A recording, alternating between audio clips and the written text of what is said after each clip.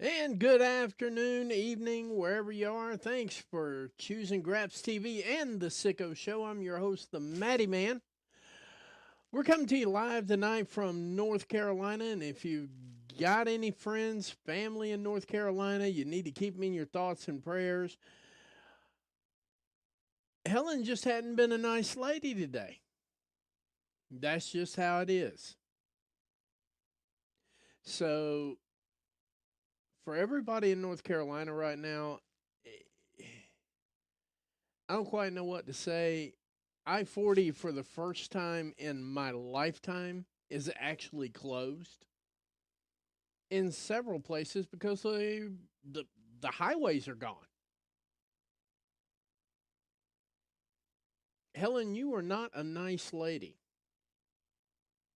Just going to start off with that right there. And I was debating on whether or not to do the stream. I'm working on battery power at this point here. It's been definitely something to talk about today. And of course, you see a little bit of a difference here on the background here, and I'll discuss that probably next week on a pop up stream. But I do believe that we may have at least a partner.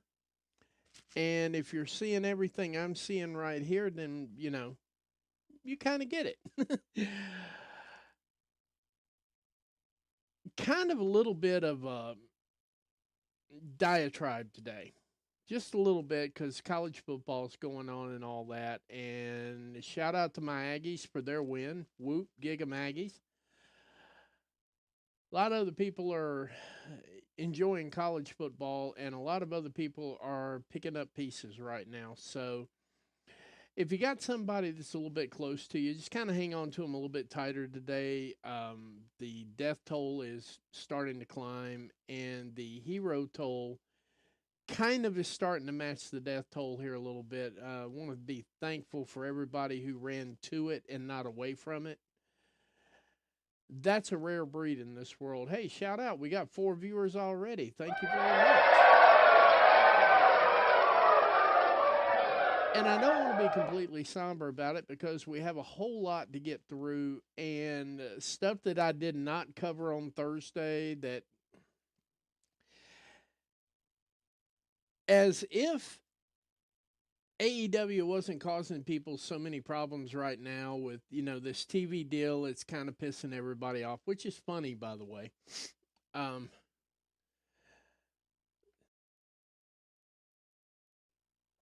Trying not to sneeze a lot. Been sneezing a few minutes before we got on. Aside from that, Swerve Strickland did a podcast yesterday, or at least released a podcast yesterday, and apparently it is not okay for Swerve Strickland to be making money. I'm just going to go ahead and say it that way. See, I haven't got my Zen water.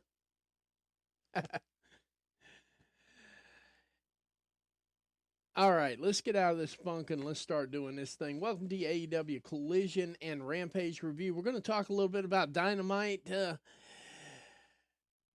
Guys, this is my first Grand Slam.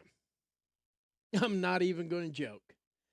I I'm looking forward to the February presentation now, just because based on what I've seen here, we wound up picking up an awful lot of matches here, and I think between Wednesday and today, we've had a total of 15 or 20 matches between Dynamite, Collision, and of course we know Rampage is pre-taped. I got you. I know. It. I'm kind of conflicted today. After Wednesday, I was like, wow, this is really, really good. And a few things were going on tonight that just kind of caught my attention. And I don't know exactly how I feel about it just yet. Because literally, I just turned the television off. I wasn't lying. I did not read the spoilers. I didn't know who was winning. When I did the prediction show, I did the prediction show blind. Got a few wrong, got most of them right. But I don't know what it is. It's like Collision is quickly becoming the project show. We know Rampage is going away with the new television deal, and it's probably going to get replaced by Shockwave, debuting on Fox. I'm really trying to keep a clear head about it, but the drones have just not let go. The drones are doubling down, led by their fearless Lord and Savior, Eric Bischoff. He's been kind of active today. Who knew he was an Alabama fan? I mean, he's got the attitude for it. Can we get real? I mean, he's got the attitude for it. The the overall discourse, though, I think we really need to start sitting here and taking stock in who's doing what. A couple other things here we're covering for the news tonight. Bad Blood's going to be next Saturday, and I may or may not cover that. I don't know yet. Haven't decided. Saw an interesting tidbit. It's been over 700 days. Sorry, guys. I'm really trying not to sneeze right now. It has been over 760 days at this stage of the game since a male who is not white, not Latino, had a one-on-one match in a WWE Premium Live event. And how that stacks up with the current discourse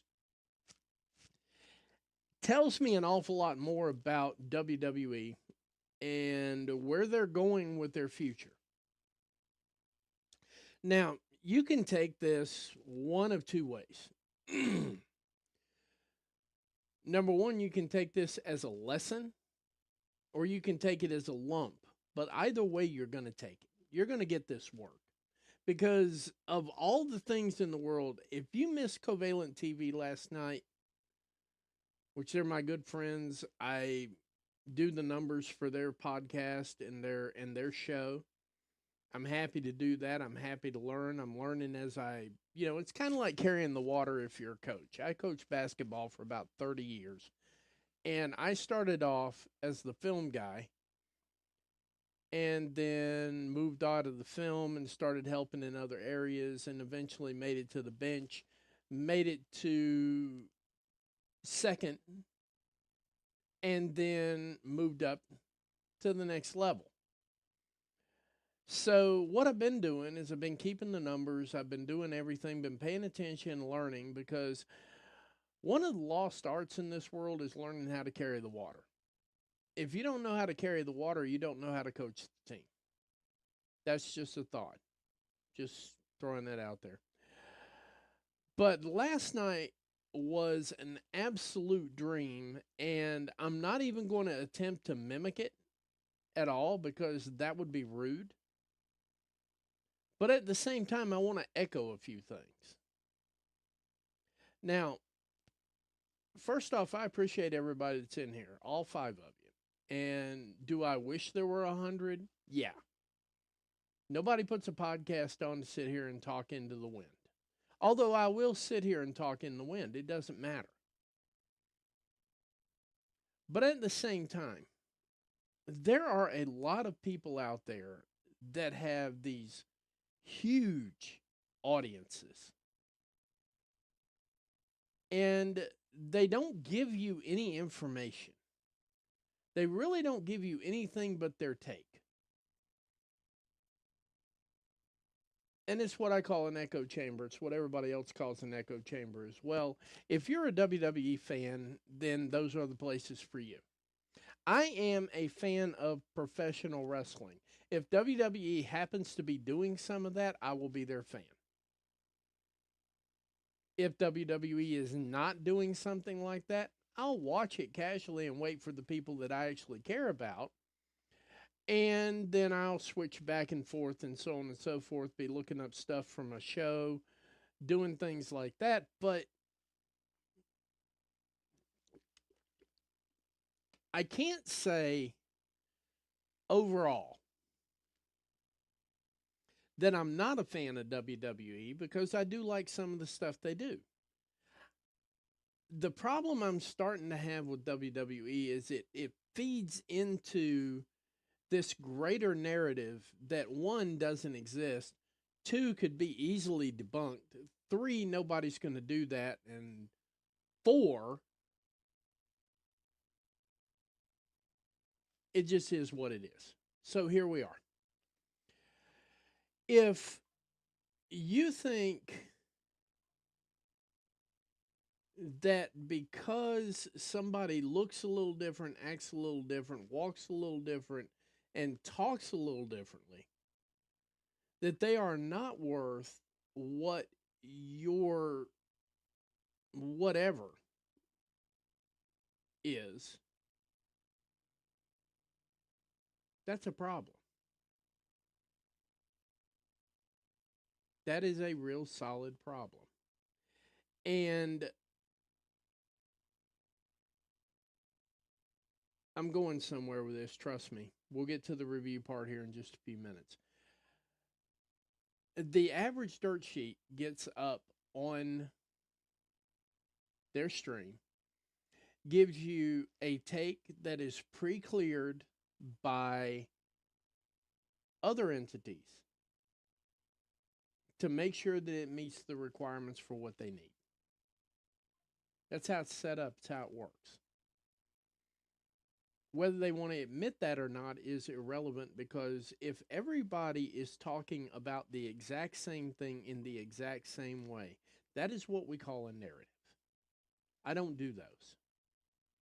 Covalent doesn't do those. If you want an echo chamber, be my guest. Go. In fact, we had 4, we got to 5, now I'm down to 2. Because we're about to get real. If you want somebody that agrees with you, I'm not your guy. I don't always agree with even people that I enjoy listening to, which is down to 1 at this point. And I want to echo a little bit of what they were saying. Here's the problem. You've got all these bad faith takes out here, and I'm going to break this down going into AEW because, quite frankly, it needs to be said. And it needs to be exegeted in a way and manner to where I'm not screaming at you, I'm not hollering at you, and I don't have a problem with people who do that. JD from Toilet Bowl up there, he does nothing but get on there and scream. He's got a couple thousand followers that show up every day like clockwork. As soon as he pops up, there they are, and they're loving it. And that's great. And all he does is sit there and shout stupid shit. And that's perfectly fine. I can't do that. What I will say is this. I'm going to do my very best at all times to give you the truth, to give you what I know, to give you what I understand, break the work down, go into it, and explain the difference. See, this is how we do things. I don't go, which way's the wind blowing? Okay, now I'm going to run my podcast that way. I don't do that. Covalent doesn't do that. We come walking in here, we have an agenda. And I don't have a problem with WWE. They're perfectly fine. Obviously, they've been here for 30 years or longer. Actually, guys, for real, they've been here probably 60s.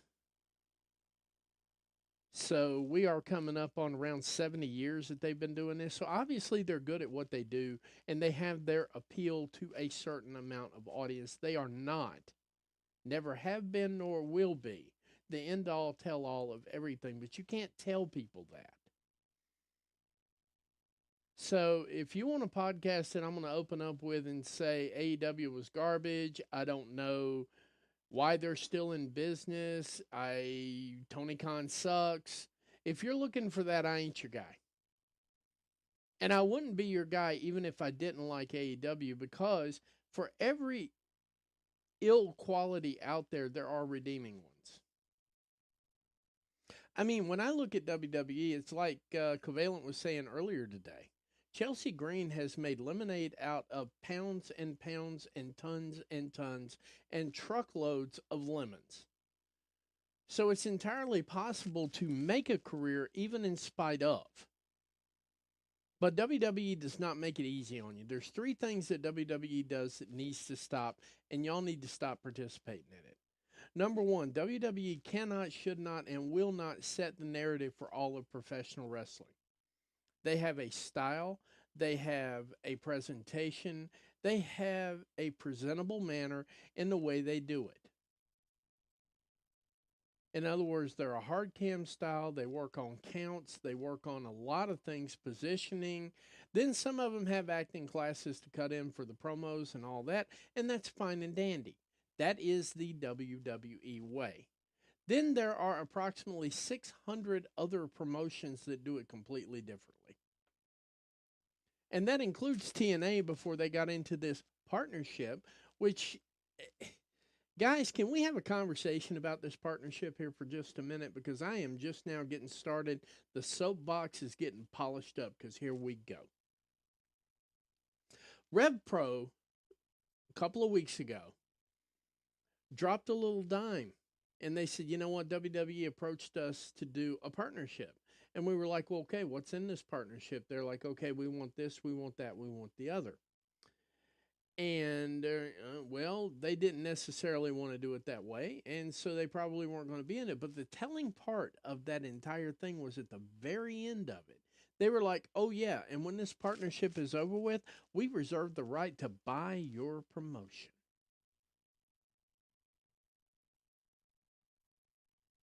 You want to know who else signed that deal? You want to know who signed that deal? TNA. Now then, why is that important? Why is that important? Santino Marella, the most insignificant of insignificant trademarks to ever exist, ever.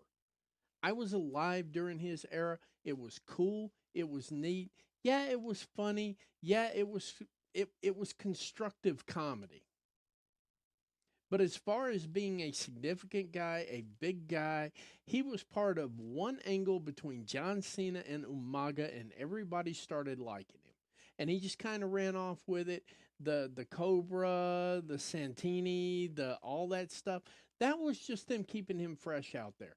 That's how irrelevant and unimportant he was. He was basically the class stooge.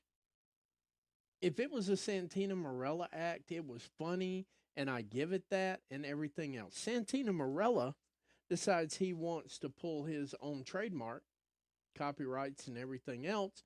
In the middle of this partnership, WWE files a grievance against that. So I guess we could say there's trouble in paradise. So the only question left for this partnership is, when are they going to gut TNA?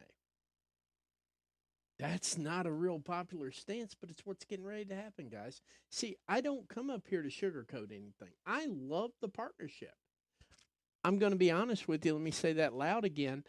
I thought the partnership was pretty one sided, but TNA was still figuring out how to make lemonade out of all those lemons. They're doing a fantastic job with it. The question is, where are we at with this partnership now?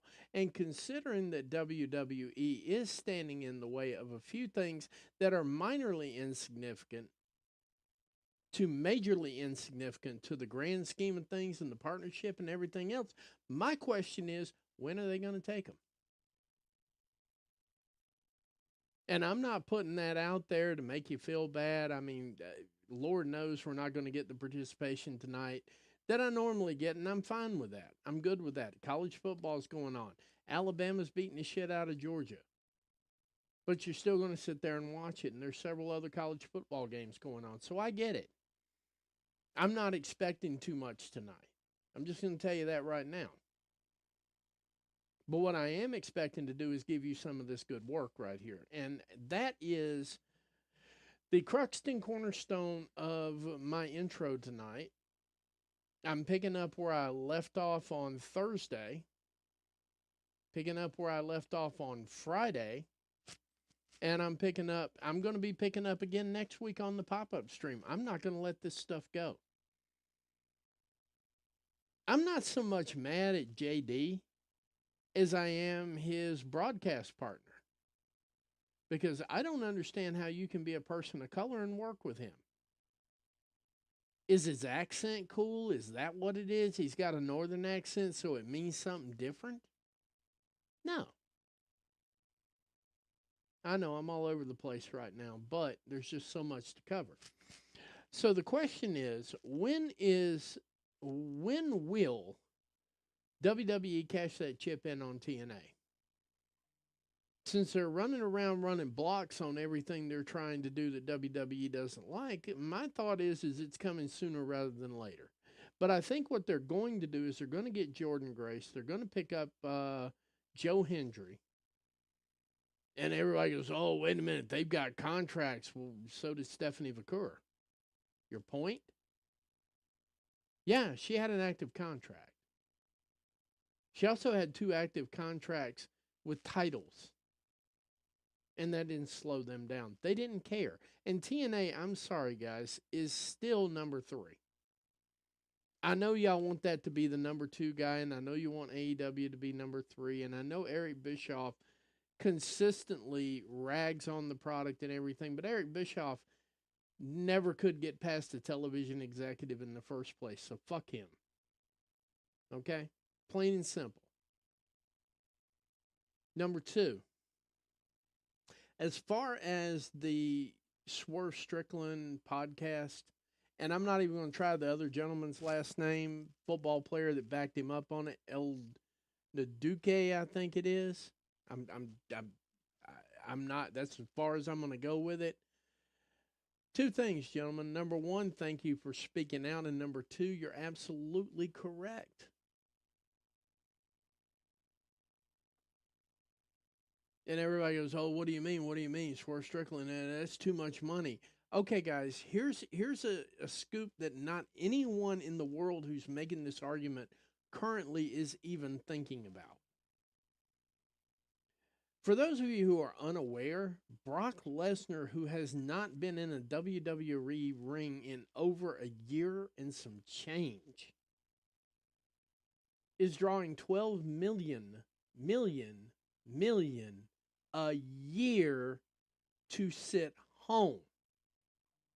But Swerve Strickland, the man who picked the company up and carried it on his back, is not worth $5 to $10 million on a 3 to 5 year deal?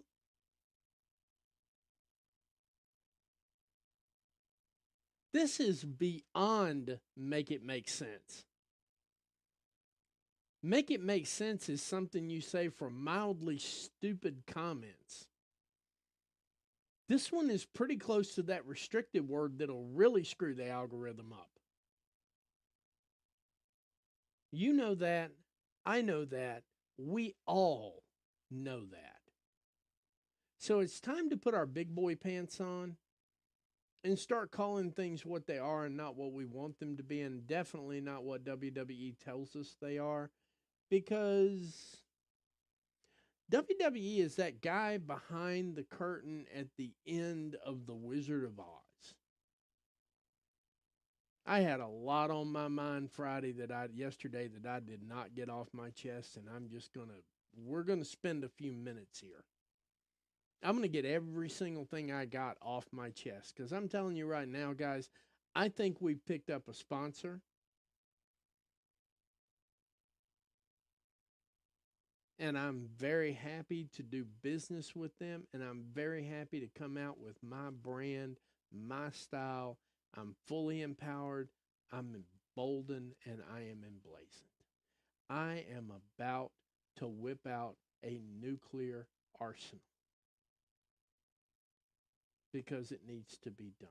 The average WWE fan right now is the most you're personally are not the most racist individual to ever live, but you support the most racist company on the face of the planet.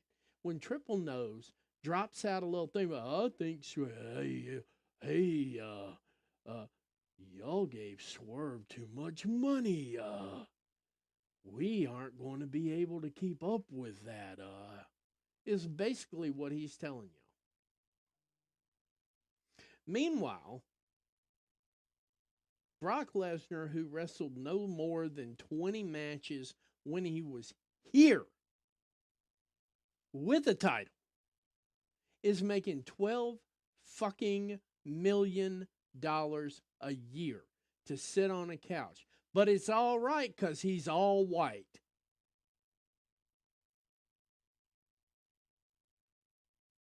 I'm going to say that one more time for the people in the back, for the people that hit this on playback. It's all right because he's all white. And if you got a problem with that, I don't really want you watching the stream.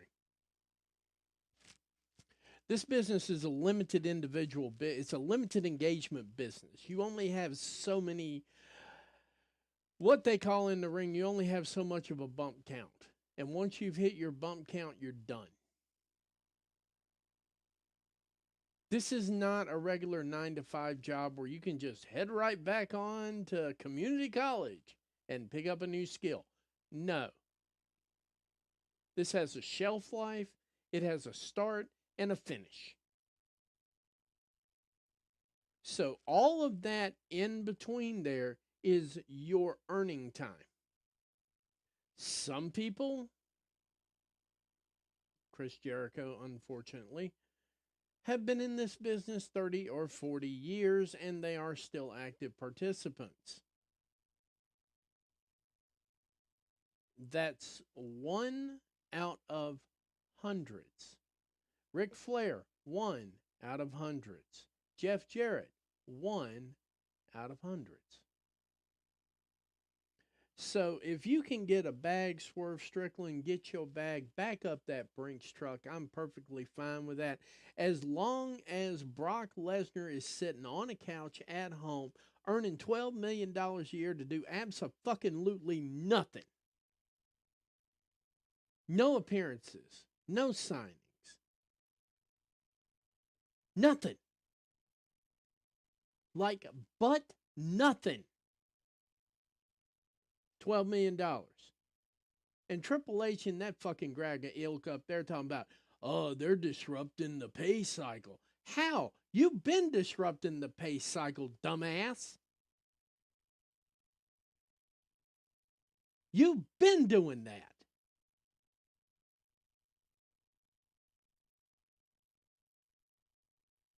Just go on and say it. You had talent underneath your wing. You had Pac. You had Swerve.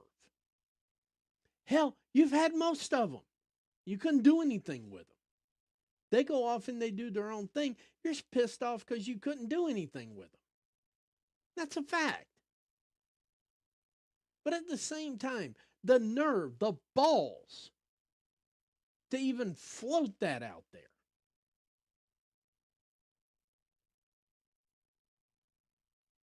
Losing some respect for you, buddy. And I'm going to tell you something else, Eric.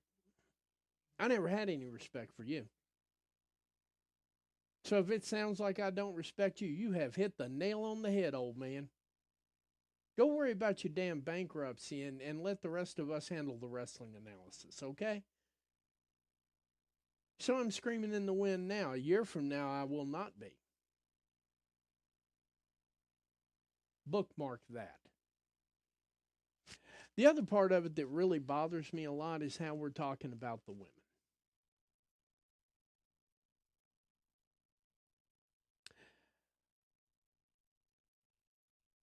I really can't figure out what the Fed is doing.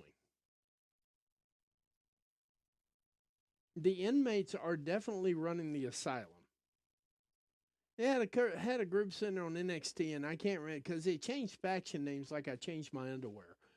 But they were like, oh, we're here in NXT, and NXT has the best women's division. Motherfucker, you are a development division. Shut the hell up. Shut the hell up. You are the developmental territory of WWE.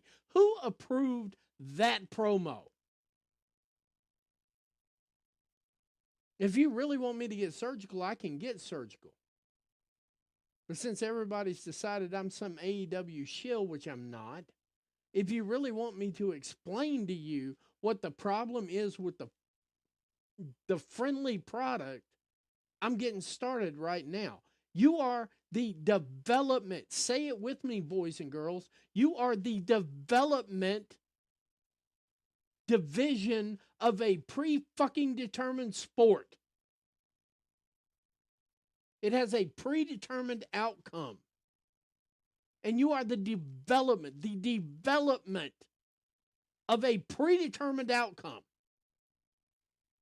And you're standing there going, oh, we got the best women's division in all of professional wrestling.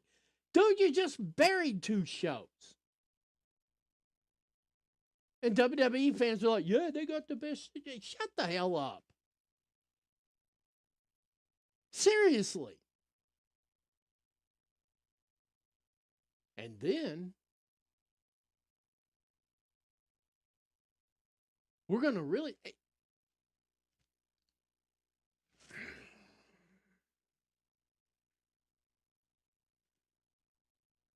Said I wasn't going to get mad.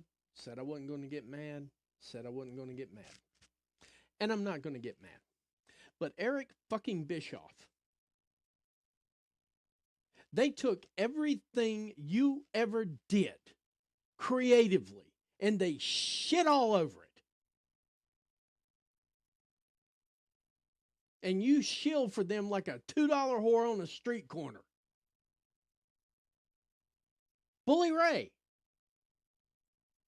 They took everything you ever did and shit all over it, and you shill for them like a $2 whore on the corner. What kind of men are you?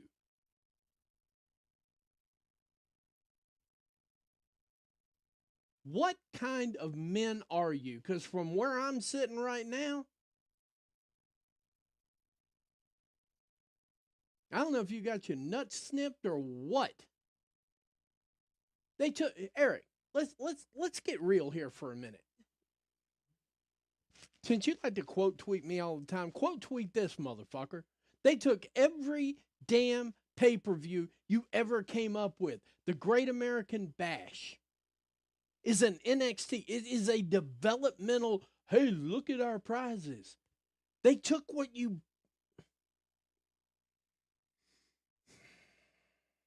That's part of the problem I have with them at all times.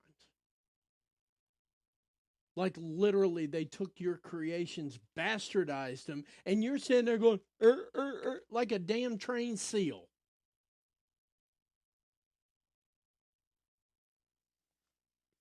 Clip that.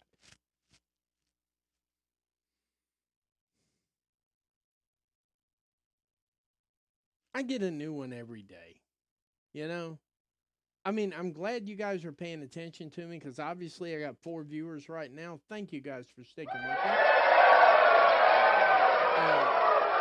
So obviously I'm not on your level according to you and according to me.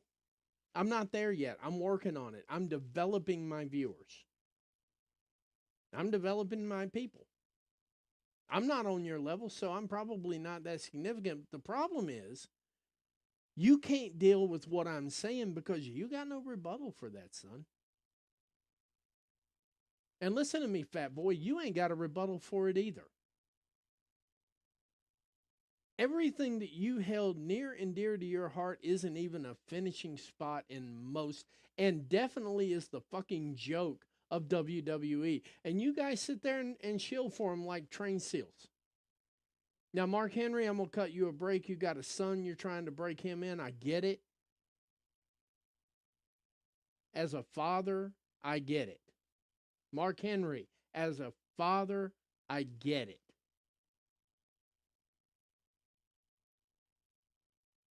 You got a dog in this fight. I get it. Taz looks after Hook the same way. You know what?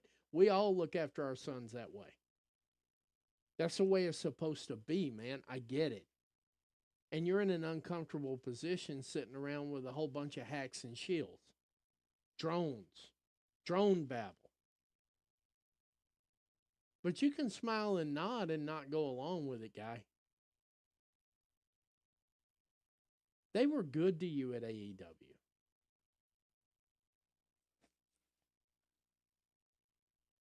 They treated you like family, dude. You got benefits and everything, man. You got benefits like it was a 9 to 5 job. And you walked away from all that, walked right into a booth, and immediately started shitting on the company. You're a piece of work, man.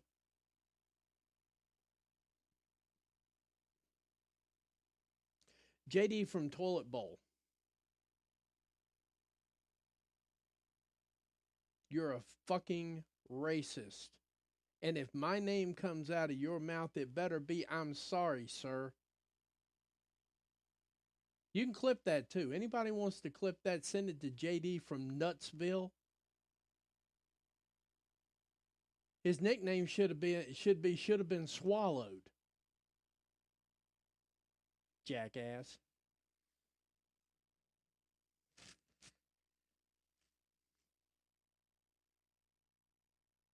And it's like what Daryl said the other night. The only reason you even get over is because you were an announcer for Hog and you've got like a funny accent. That's it. You, Xenia, all of you. That's right. I called it.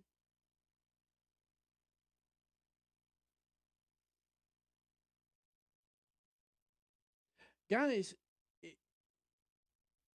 if I've only got 4, I'll preach to 4. And I'm fine with those 4. Because you know what? When I go to bed tonight, I can honestly say that I didn't shill for a damn thing. Nobody directs my narrative.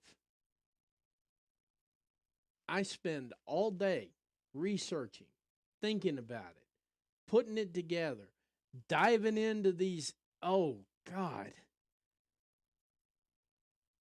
Some of y'all are more in dire need of an ass whipping than any kid in history. And some of you never got your lunch money took, and it really fucking shows.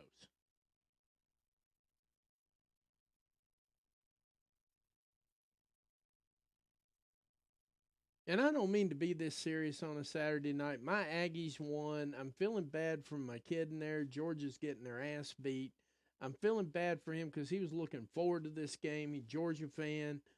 And, you know, they're sitting in there dealing with, I get all that. Today was football Saturday. I'm going to figure something else out. Maybe do this early on a Sunday before the football games kick off or something to that effect. I'll change the time up to accommodate all this. And I may go live again tomorrow just to get a few more things off my chest. I get all that.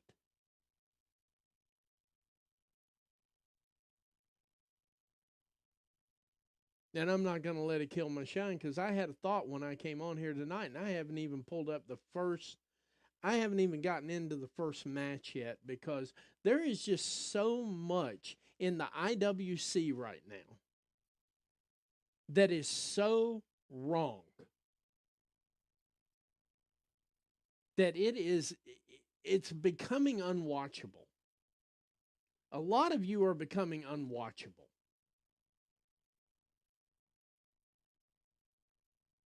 Because I hate to see intelligent people I consider to be reasonably smart, get bowled over by this crap all the time. Let me go over a couple of things, then I'm going to get into it. Because we ain't even really got started yet, and we're already 40 minutes in. I did not realize it was going to be this long. Let me go through one more thing, then we're going to get to the results. Because I got a lot on my mind about wrestling tonight, too. Hey, shout out to that other viewer come in there, too, man. Thanks, man. Like, comment, share. Drop a comment in here. I don't mind. You know, I'll answer them. If I can see it, I'll answer it. Even if it's even if you don't like what I got to say, just say, you know what, you're a dumbass. We'll talk about it. I'm good with that. I can have a discussion with anybody. I can have a shouting match with anybody. I can have a discussion. I can have a debate. However you want to do it's how we can do it. I did politics for 14 years. Half of you guys are just not that good and you're not that smart. And I know there's some people rage watching because there's only 5 of y'all, and by the end of the week, I'll have 1,000 views on this thing. Maybe 500. Okay, maybe I'm getting a little crazy here. So I know there are some people who rage watch, and I'm perfectly fine with that. If you rage watch, go rage watch. If you don't like what I got to say, prove it wrong. We are right, they are wrong. That is the end of the discussion. And here's why we're right and they're wrong. Here's how this works. I'm going to break this down for you. I'm going to hit every single drone comment I've seen today, and I'm going to do it in less than 3 minutes. Here we go. WWE has a new plan. They've had a new plan for quite a while. Some people don't realize this yet, but the average ticket price to go see a WWE event now, and you're going to be 10 rows back minimum. The average price to go see a WWE event now is $200. Nosebleeds that are non-televised events are going for $100. I'm talking about not even behind hard cam. I'm talking about up in the damn corner of the very building where the birds shit and leave eggs. Those are $97. That's what the price was for Nashville. $97 to sit behind a steel girder and get bird shit all over you half the night to see a WWE event. Now, let me break that down for you. An average family of four is going to spend $500 between parking and tickets. If they sit in the nosebleed section, you got a father, a couple of kids, and an occasional wife. So that's a family of four. After taxes, just the in-the-door price, $400. We haven't even gotten to the building yet. That's going to cost you some gas. Parking's going to be about $20. Then if you've got kids, you're not going to be able to get out the door without buying some merch. The average t-shirt price is going to run about $50. So the average family of four in Nashville this past couple of weeks to go see a WWE event, not even a televised event, they're going to spend $500. As soon as that camera goes on, double all of that shit. And what WWE is doing now is instead of just, they've stopped with the bantering because they don't have to do it anymore. This is what the Russians called scorched earth war. You see, the reason you couldn't beat the Russians, this is a history lesson real quick. The reason the Russians were so hard to beat is because most of their cities were inside of their country. So what they would do is they would draw you in and they would hold you off until the wintertime. Then they would burn roughly about 2 to 6 miles of woods, everything, just start a massive fire, burn everything. And then just wait for you to get drawn into one of their winters. Then they didn't even have to fight. That's where we get the term scorched earth politics. This is how that works. So instead of running a regular multi-million-dollar campaign to say that AEW sucks, they just turn up their own rhetoric and get you sucked in just a little bit deeper, and then they slightly and gradually raise their prices until they take the money out of the economy. Once the money is out of the economy, not just AEW, this is GCW, PMW, all the W's. If they try to come back through, if another promotion tries to come through Nashville, and Nashville was not even a televised event. One of the events in Nashville, not even televised. So if another promotion tries to come through Nashville within the next 2 to 3 months, there's no money for it.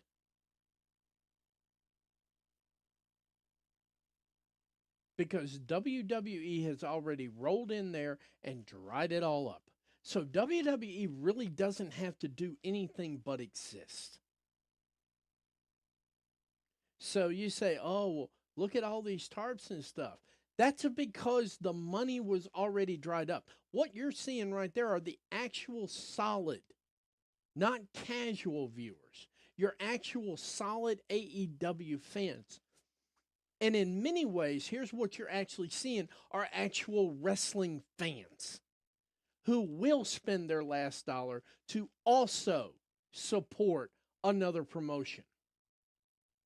And I feel sorry for Chicago because Chicago's about to get bent over the table.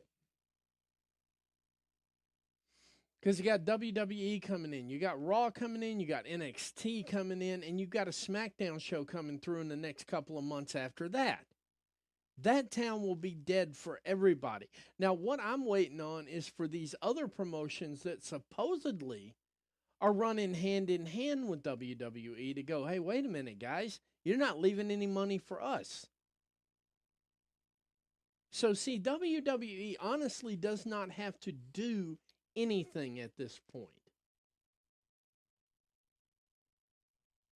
And the mice will never understand why the cheese is free.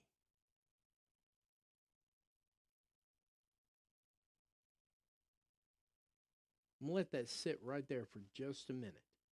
So, in a span of roughly about 3 minutes, I just answered all of your drones. That translates back into television, that translates into the look, that translates into a lot of things. But here's what you're starting to see. Did anybody notice how empty the building was for Raw? Did anybody notice how many tarps they had up for SmackDown? And the only reason that NXT is not following suit until next week, when they roll up there and they try to dry it up again, the only reason NXT didn't look like shit is because the place that they work out of only seats like 200 people. It's not hard to find 200 people to fill a building, especially if the marquee says WWE, AEW, or even GCW. GCW sells out now. But to answer all of your dronisms in 3 minutes or less, WWE only has to show up now. Clash at the Castle, the nosebleeds, the nosebleeds, the nosebleeds. And you can fact check me with the Ticketmaster or whichever one they were using. I forget exactly which one they were using. I looked it up, and literally I thought Daryl was going to fall out of his chair when I'm like, no, they're just draining the money out, dude. He's like, how do you figure? He didn't even realize it. If you're sitting left to hard cam for Clash at the Castle, at the very top behind the steel girder where a bird can shit on you while you're watching, that one single ticket, $497 American. If you were sitting behind the hard cam at the very back of the building, you were spending $567 American for one seat. One. The in the door price, $497, $567, depending on what side of the nosebleeds you were sitting on. That town's dried up for the rest of the year. And I tell you what's going to wind up happening. They've got a thing over there. And everybody's like, this is going to be the death of it. This is going to be the death of it. I'm telling you right now what's going to be the death of it. I tell you where this is going to stop. Europeans have this really wonderful troop mentality. They're very artsy people. And one of the things that I follow is a drum corps. Top Secret, to be exact. I follow a drum corps called Top Secret because I'm just weird like that. I saw Drumline, I liked it. Those are my kind of movies. And like we have basketball, football, hockey, baseball, wrestling. They have band competitions quite regularly. You should check them out too. Top Secret. They're a hell of a percussion group. Very well coordinated. And they all work 9 to 5 jobs and they do this competition on the regular.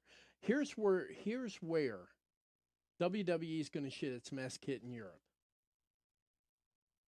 Those things are more important to the culture of that society and they cost money too. So when you dry a town up for wrestling, you also dry a town up for arts and entertainment. So that 497 and 567, that's going to last maybe another year. And then all these other people are going to be going, you know what? We're not making any money because of things like that, too. That's going to be the death of WWE in Europe. I'll probably have more on this because I really want to get to the results. I want to get you guys out of here because, like I said, football's still kicking on. I think there's some West Coast games going on. I don't want to get in there. For those of you who are watching me, I don't want to hold up your football and all that. We are going to discuss doing something different. Probably Sunday morning I'll do my show and then go to church. That's pretty much it. I'll probably wake up on a Sunday morning, do my show, and then go to church. Probably a good thing. Probably get the more viewers while we're in college football and professional football season. I can work myself into that little area. I can figure that part out because I've at least got to wait for collision. So that's going to be our plan going forward right now because I know that, I would like to have viewers, but I understand that the season is the season is the season. And if I had to decide whether I was going to watch Texas A&M or a podcast, yeah, Texas A&M. Okay, I'm with you. I understand, but we're going to pick this WWE thing back up either tomorrow or next week. I'm going to get into a little bit more detail about that. I'm just getting started on it. We're an hour into this. I apologize. I did not intend to take that long. But here we are, and I haven't even scratched the surface of what's on my mind. But, it's like I tell everybody all the time. You can get sweet lies over there. I think JD's throwing some sweet lies out right now. If you want some of those.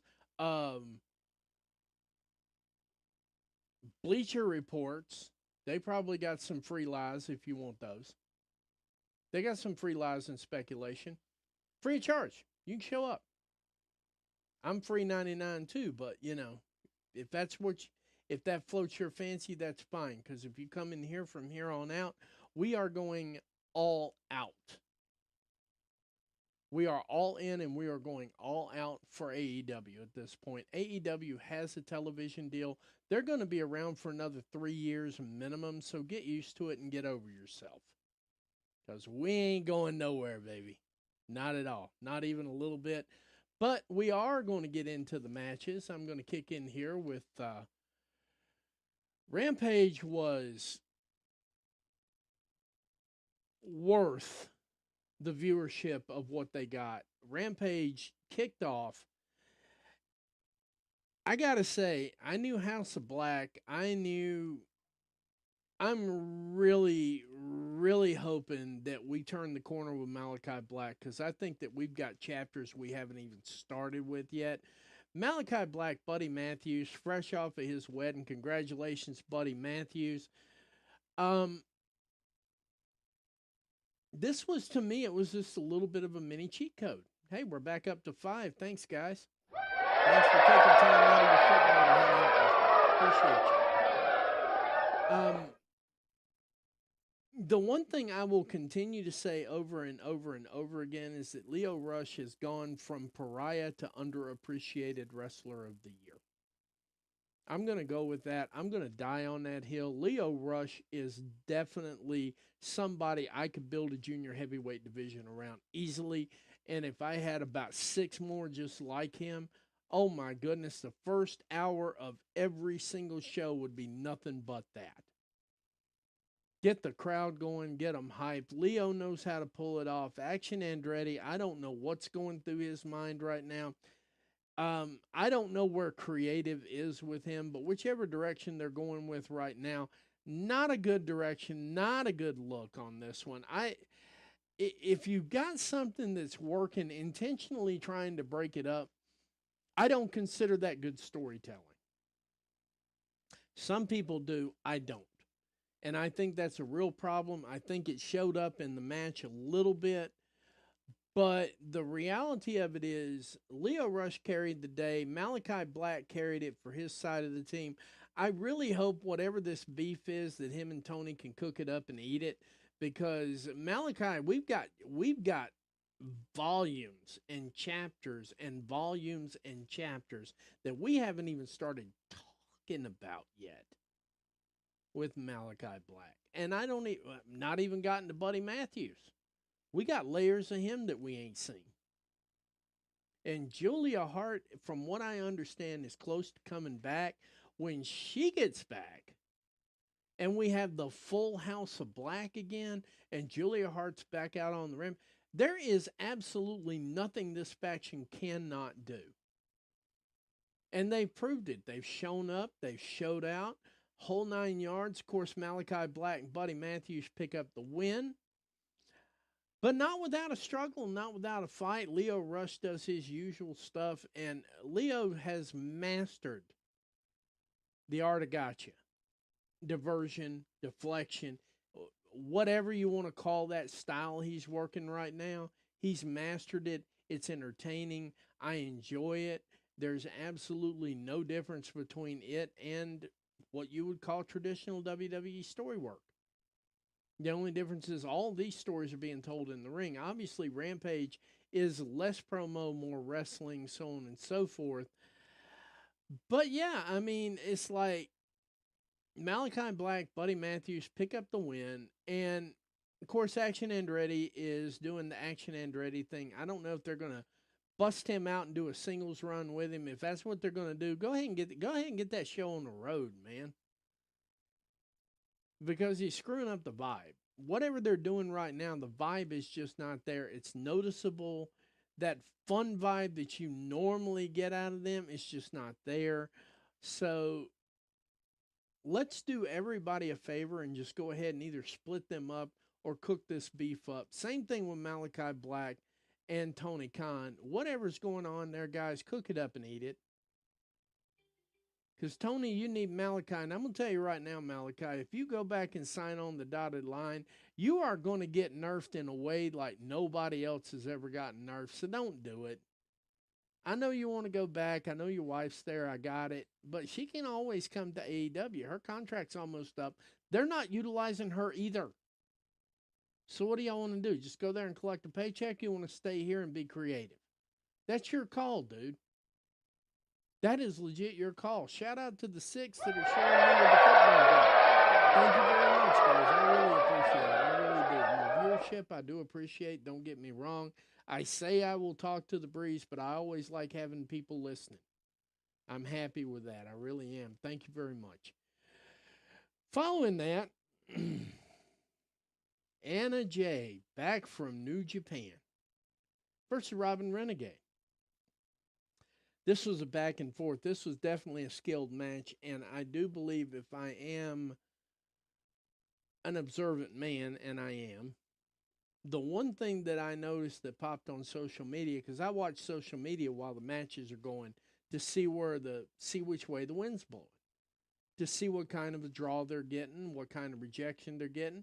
By the way, AEW, not a damn soul wants to see Max Caster anymore. He's getting more and more go-away heat, but I'm getting ahead of myself. Anna Jay hits the ring, and to take absolutely nothing away from the Renegade Twins, Robin Renegade, hard-ass worker. I think she deserves a hell of a push, too. If they do these tag team titles and they do them correctly, like if they have a mid-card tag team and a top-tier tag team title, at the very least, you need to consider the Renegade Twins for at least the mid-card tag team title. Whatever that's going to look like, it needs to be around their waist. They need to get it started. They are workhorses, and I can't say enough positive things about Robin Renegade. She's a hard worker, also been to Japan. And when you get a couple of people that have been to Japan for a little while, Japan does something to you. It just does. Japan is like an exfoliant for professional wrestlers.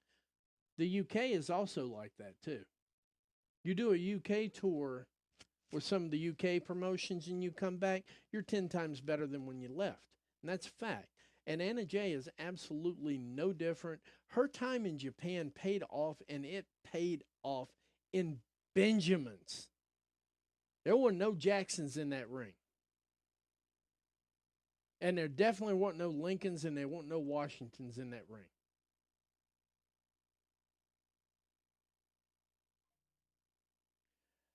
Anna Jay comes on the top of this thing here, not without a fight. Robin Renegade put up one of the most beautiful fights in the world. Now, granted, I've already discussed this a lot in other streams. Robin Renegade is a phenomenal wrestler who, in this particular sense, in instance here, is being used as an enhancement talent because Tony doesn't do house shows like WWE does. So basically, he does all of his enhancement and all his work live and in living color. They don't have any house shows to play with. So most of his enhancement comes live and in living color. Shout out to everybody that showed up, man. Hey, thank you. So Robin Renegade did her job as being an enhancement talent for Anna Jay. Anna Jay is heads and tails because I watched some matches for before she went to Japan. I watched as much of the Stardom stuff as I could pull in, mostly clips and stuff, but now I got the full Stardom, so I'm just getting back through watching that. Anna Jay started off kind of rusty, kind of green, but you could tell as that tournament, and once she learned the style, especially, I don't know if they're calling that strong style, but it looked strong to me. Once she figured all that out and brought that back, it really shows. It really shows. That high kick when she had Robin Renegade up there, that is just an indicator of an average move in Stardom. She looked really good coming back. Of course, Anna Jay picks up the pin. Kanoshika Takeshita versus Angelico. I'm with, okay, I will join the crowd with Angelico. Tony, you need to move him up to the main roster. You need to develop him a little bit more. That kid's got swag and style and charisma for freaking days. He doesn't need to stay in an enhancement role, which he's been used with Hologram, and now he's been used with Takeshita. And I know that Takeshita once again come back from Japan, but he came back from the G1 tournament, and it really shows. Takeshita brought it all and some. Angelico was just being Angelico, looking good. Once again, being used in that enhancement slot. I think they need to get him out of enhancement and start giving him a couple little pushes, maybe Ring of Honor, something to that effect. But Angelico definitely needs to get a push. He showed up, showed out, and he made Takeshita look like $1 billion. I want to see them run this thing back, but I want to see it on a Dynamite when it's earlier in the night. For those of y'all that don't know, Rampage usually gets filmed after Dynamite. It's at the end of the night. 9 times out of 10, the crowd's a little bit on the tired side. They're ready to go home. I get it. So the energy for Rampage is not the same as it could be. Shout out to 10 viewers. Thank you. The energy is not the same as it would be if they ran it earlier in the night with a Dynamite match. I would like to see Takeshita and Angelico get it on in a Dynamite match with a different crowd. And that's just it. I think if we had had a hot crowd for this, like we did for the earlier part of Grand Slam, I think that would have just been that was the crowd that this match demanded. Takeshita picks up the win, but Angelica, like I said, made him look like about $1 billion. And Takeshita went in there and just filled the role. He stepped right into that tuxedo, and he worked that match like a pro and came out on top, obviously. He's getting a push. I'm not 100% sure if they're pushing him towards Will Ospreay or whether they're pushing him towards Okada, or for God's sakes, I mean, if you're pushing him in Bryan Danielson's direction, Bryan Danielson, that line's a little deep. And of course, Will's got a couple of people waiting in line too, so it looks like Okada is the man. That is going to cook for the entire fall. I am there. I am invested. You have my attention. But this match right here, we need to see this again on a Dynamite. And I want to see it early. I want the crowd. I want them fresh for this. Because I want to see what their reaction is to what I saw in Rampage. This match should not have been on Rampage. I understand. I understand what they were backing up. And I know they had a lot of storylines going on. But this one really deserved to be on a Dynamite. Takeshita wins over Angelico. It was not a squash like everybody thought it would be. It was actually a pretty exciting match. And after that, the Acclaim did some shit I'm skipping. I'm not even worried about them. Taya Valkyrie, Willow Nightingale closed out the night. Has Willow ever had a bad match? That's something that I keep asking myself all the time, because even in the hardcore match at All Out, that was a really good match. Now, it started off a little bit slow because you know what? Women aren't typically designed to bounce up and down on thumbtacks, get hit in the head with light tubes, and go through tables. That's not a typical women's match in AEW or definitely not WWE. But it's not typical for women to go through tables, even in AEW. Now, if you're in Stardom and you're working with Giulia, yeah, chances are you're going to get a table spot. But the fact that it just doesn't happen that much on, and it shouldn't. Don't get me wrong. I'm drawing the line on that one. I really do. I draw the line on that. What they did, what her and Stat did, were necessary for that match. Do I want to see that every single day, day in, day out, night in, night out? Do I want to start seeing that regularly? No. But the fact of the matter is, Willow Nightingale is, if not the, she is in the top 3 most over faces in all of professional wrestling. I stand on that. That's a hill I'm happy to die on. There is no better face, men or women, in any promotion right now that is as over as she is. Just watch. I truly believe if she showed up in WWE tomorrow, the crowd would pop because everybody knows who Willow Nightingale is. And I just want to say right now, Taya Valkyrie, that ROH stuff's been looking good on you, because this was a cheat code. I'm just going to say it right now. I thought it was a cheat code. Now, the review last night, obviously, they didn't think it was that much of a cheat code. I thought it was a cheat code simply because both of them had excellent chemistry in the ring, back and forth. It got the correct amount of time, and it got the correct finish. Willow Nightingale goes over Taya Valkyrie in a mini, at least minimum mini cheat code. I'm going full on cheat code with that. And that closed out the show. I got to say, I'm going to hate to see Rampage leave for 2 reasons. Number one, I think running SmackDown a third hour is just butt stupid. I mean, that is so ass backwards. All you're doing is bailing them out and giving them more room to be lazy creatively.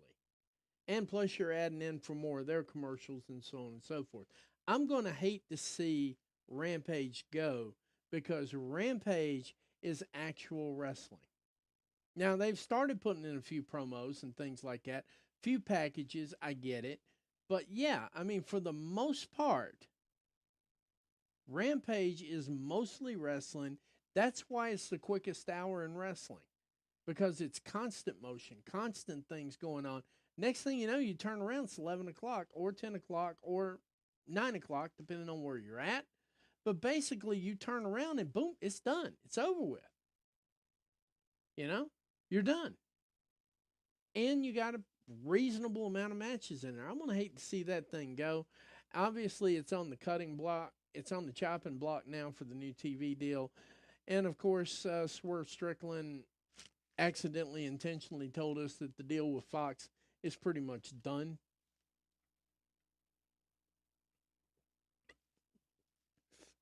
They just don't have a complete package of what the show's going to look like.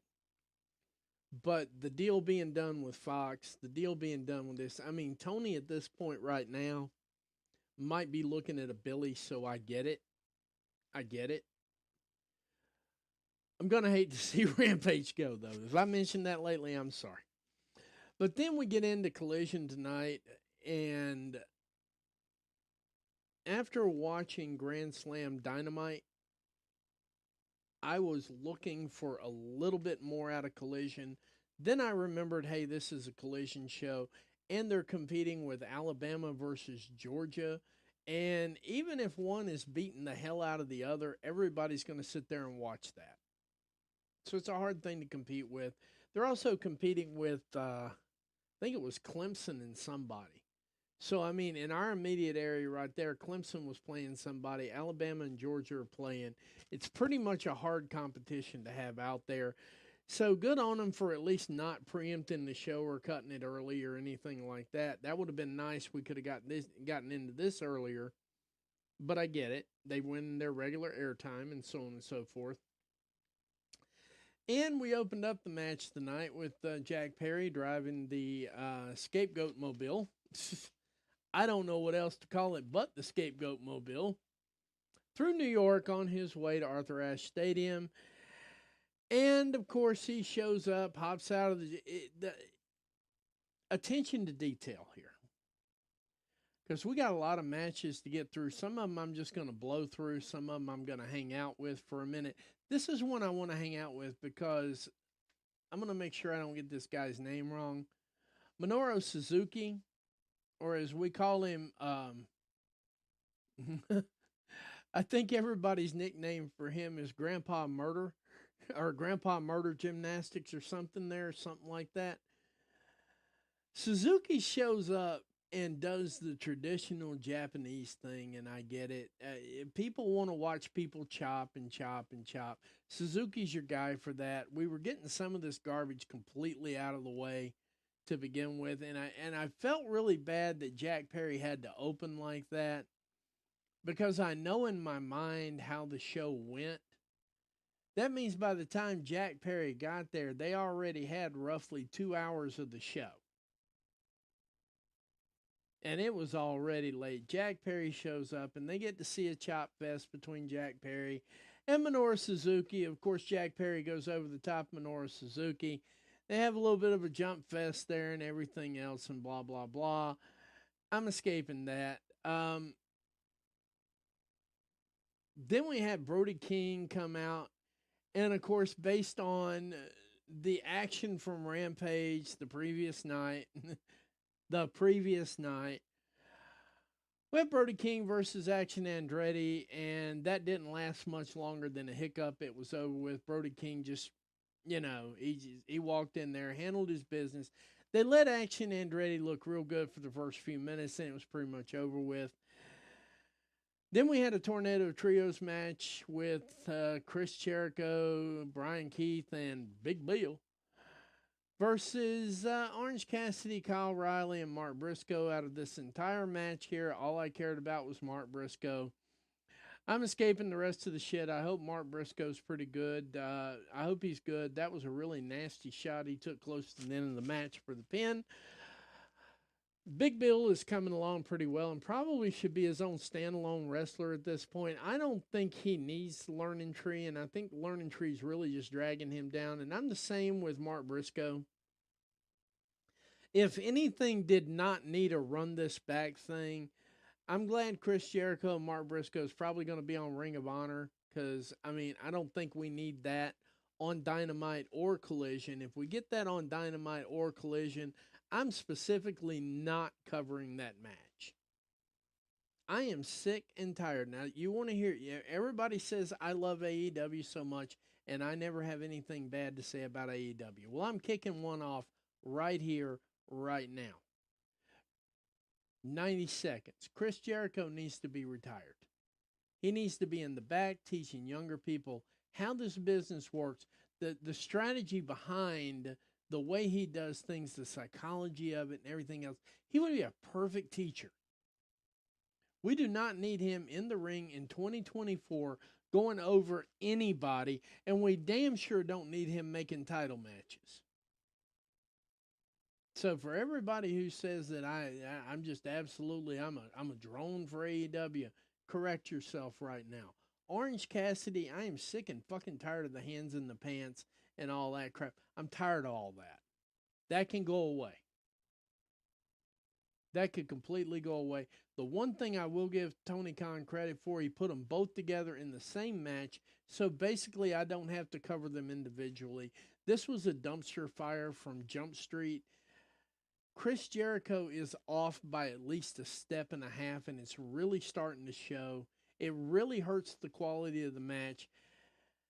Orange Cassidy is not too far behind him on that. And out of all of this right here, aside from Big Bill, because I think Big Bill could have a singles career ahead of him if he dumped this whole line of thinking right here and went out on his own. I think he could be fine. I think he could relate. I do believe that. And Mark Briscoe has worked his ass off so much to keep Ring of Honor relevant that I've got to give him street cred every single time. Not to mention he cuts a funny ass promo. But the rest of that ilk right there, pack them all up, throw them in a dumpster, shove the dumpster right in the middle of a hurricane, get it the hell off of my screen. Get it the hell off my television. That's the only and I really hate it because they don't give them weeks off where I can just ignore them casually and then come back the next time and say, oh, well, hey, at least we didn't see them last week. I can't get a break from them. I find it literally impossible to get a break from Orange Cassidy. Orange Cassidy shows up more than the homeless dude washing your fucking windshield. The only difference is the homeless dude is actually trying.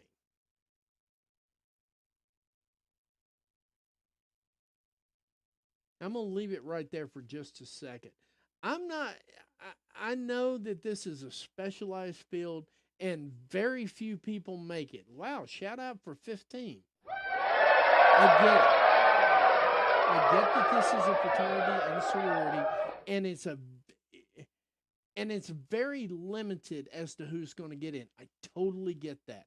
I'm just saying if you could short it, Chris Jericho, Orange Cassidy, Titty Licker, Brian Keith, and you know what? I'll even let Kyle O'Reilly stay because he's really trying his ass off. If you get rid of those three right there, I think we could do something. Pack them up, get them the hell out of here. Let Brian Keith go back to New Japan for a little while. He's got some work to do. I'm proud of where he's at, don't get me wrong, but if all he's going to do is say stupid shit after Chris Jericho, and he's going to get in there and lick nipples, he needs to go back to New Japan where you can live with that. It's just not even good. Orange Cassidy can get the hell off my screen tomorrow. I'm good with that. Chris Jericho can go back in the back and start teaching people. Now, normally I would even say that about Jeff Jarrett, but Jeff Jarrett's got at least a little bit of dignity and pride, and he goes in there and works a match and puts people over. Chris, I watched him work that whole match, and I am getting ahead of myself a little bit here, but I really don't give a shit because this is very important too. I watched him work his ass off, and I watched him put Hangman Adam Page over in a way that made Hangman look strong, even for an old man. Carrying them in the ring like that, Hangman looked strong. He looked sympathetic, but not because he was old. He still knows how to work a match and not put himself over. It's 2024, Chris. Either get a rocking chair or teach people, but get the hell out of this. Please. Your legacy, dude. It's past tarnished. Okay? And I'm saying this as a fan. I was a Chris Jericho fan. Break the walls down. Y2J. Talking to Stephanie like the little hoe she is. I got it. Time to go home. You've served your purpose. You've done the work. You've got a Hall of Fame career if you stop fucking it up now. You're already that train is almost out the station right now. That horse is at least at turn 2. Don't let it get to turn 3.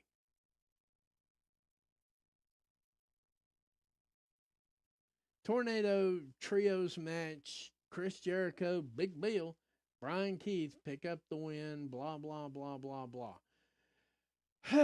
Soraya's Rules match. Now,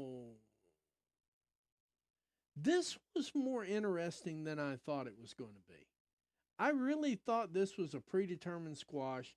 They were actually going to put I didn't think they were going to put Saraya over, but I thought she was going to get in a lot more offense than she did. Jamie Hayter is fucking real.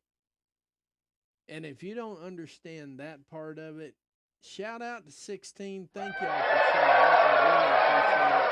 People have been in and out all night. These are my regulars now. This is about where my regular number is for the moment, and we're going to grow from there. But I just want y'all to know, everybody sitting in here right now, if I could pull up a little, I might even get a little fireside thing where I can hit a button. We can start a fire up. We can roast s'mores. We can do whatever you need to do. We can chop up game, however you want to do it. Thank you guys for being here. I love each and every person that shows up and watches this show. No pause. Anyway, Saraya and Harley Cameron. Where's my thing at here? I know I got it here somewhere. Where am I at? Harley Cameron. Yeah, that sounds about like that. They showed up with their little comedy act. Jamie Hayter showed up. This was a Saraya Rules match, and basically they started off the match by saying, one last rule. The match doesn't start until Saraya smacks you in the face. You know, it's these little tropes. Now, if y'all want to understand how Awesome Truth is supposed to work, watch how this works. Harley Cameron gets in there, grabs the mic, does the introductions, adds on the additional stipulation of the match doesn't start until Saraya smacks you in the head, and it's on. Boom, gone. Cheat code of a match. There are so many moments just in this one little match right here. I want to take a minute to highlight 3 things. Number 1, this is the 3rd time I've seen Jamie Hayter wrestle. She is the real deal. I'm impressed. And to come off of an injury, as I understand it, been out 15 months with an injury, a legit injury. I don't know if that was a legit injury or anything, because I didn't read up on it. It could have been she had a kid. I get along with that. I totally understand that. Time off, I'm down for it. You know, I get it. Trust me. I got 3. I get it. She didn't look like she'd missed a beat. Saraya gets better and better and better by the moment. But the big picture, the thing of it is, and I always tell my son when we're watching this stuff here, I'm like, here's your focus. I say, this is what should be the focus of the match. Because I want him to see it from an analytical standpoint, too. Because time is valuable. When you get to be my age, time is valuable. Every minute counts, every hour counts, every day counts. And I try not to waste any of it. So I don't like my time wasted. So I like to kind of explain to him. That way you can make a decision whether you want to stay with the program or not. But the key to all of this was Harley Cameron again. And I know people think I'm simping. I'm not simping. I'm pointing out an actual, live and in living color character development, skill development right before your very eyes. That spot that Harley Cameron took and did not go through the table, I know it hurt her. I know she's hurt. I don't even have to think about it. And they say, oh, well, look, we got a picture of this here. I don't give a damn. That shit hurt. Everybody jokes about the tooth. I went through 3 floors to get that. When I say I went through 3 floors, scaffold fell out from under me. broke my wrist. You remember that I was in a cast for a little while, knocked a tooth out. Shit hurt. I knew how to fall, and I got lucky. So when I say all of that, that spot with Jamie Hayter where she went through the table, Harley Cameron got real lucky right there, but it also highlights her skills. She has successfully learned how to take a major bump. And I get excited about things like this because, quite frankly, that means she's closer to the main roster. And then we can see what's really going on when she doesn't have to dial it down. You see, right now she's working enhancement. I'm going to keep saying that word over and over and over again because, like I've said on many an occasion right now, AEW does not do house shows. So sometimes they have to tap somebody on the shoulder and say, congratulations, you're the enhancement talent tonight. Because they damn sure ain't jobbers. But that notwithstanding, Harley Cameron took a hell of a shot to the back of the head from a good distance up. I'm going to say 8-9 feet. She got a little whiplash with that. Trust me. Trust me. I saw it. I ran it back, looked at it again. That hurt. She's hurt. I don't think she's injured, but that definitely had to hurt because the table didn't give one bit. And there's no telling how many Mattel toys she just shot through her head. That's neither here nor there. Jamie Hayter took a solid spot, got up, continued working. That was a major bump, too, guys. That was a bad bump. Major bump. Major bump. Got up there, got to working back around. Didn't matter. Picked up the win. It wasn't a cheat code, but it was damn entertaining. I'm just going to leave it at that. And, of course, then we had the AEW World Trios Championship. Now, these things are going now in no particular order. AEW World Trios Championship, we couldn't figure out whether Wheeler Yuta was going to show up and play ball. He did eventually show up and play ball. He did the Festus thing. It was really great. For those of y'all who don't know what the Festus thing is, I got a video on my page somewhere, and I'll put it back up again. I'll put it up in the top end. There used to be this guy in WWE named Festus. He was part of a tag team, and as soon as the bell rang, he come walking in, looked like a total idiot. You know, and it was just Vince McMahon hating on a different stratosphere of people or a different strata of people. Just making fun of him. The bell would ring. He would turn into an absolute apeshit maniacal idiot and beat the hell out of everything moving until the bell rang again. Then he would return to this prone idiot looking, drooling all over himself kind of guy. Okay, Wheeler Yuta is taking that gimmick and making it better. So yeah, Wheeler Yuta, you know, the term they usually go is when they're saying somebody does this, that, and the other, they call them their name plus Hogan. No, this was Wheeler Yuta Festus. He went Festus, then went back to Wheeler Yuta just as soon as the bell rang. Hilarious. I love it. I love the character development in the Blackpool Combat Club. I do like the idea of Pac and Claudio egging him on, kind of like a bully, so to speak. I do like all of what's going on in this development. I think they're very close to getting Wheeler Yuta into that at least top tier mid card, lower end main event picture. And that's coming. It's beautiful. Everybody that says they don't do story development, don't do character development, we've got 2 or 3 of them tonight. And that's fact. You know, that's an absolute fact. That notwithstanding, the Blackpool Combat Club picks up the win. Wheeler Yuta goes nuts. He goes Festus all over everything, picks up the win, and then goes back to the Wheeler Yuta of "you hurt my best friend" and blah, blah, blah, blah, blah. And then we had a couple little jumps there. I'm passing all that because I had a long-winded introduction. I'm an hour and a half into this, and I know you guys want to do something else, and I'm fine with that. I get it. I appreciate you hanging around. Like I said, like I was telling, for those of y'all who came in a little bit in the late side, I think I'm going to get a little campfire thing going on in there. Since nobody's chatting anyway, I'll put it up to the side. We can have a campfire. We can sit around, roast marshmallows. I don't give a damn. But, you know, I appreciate your company. Hell, we're up to 18 now. Thank you very much. Like, comment, share. This actually turned out to be a better stream than I thought it was going to be.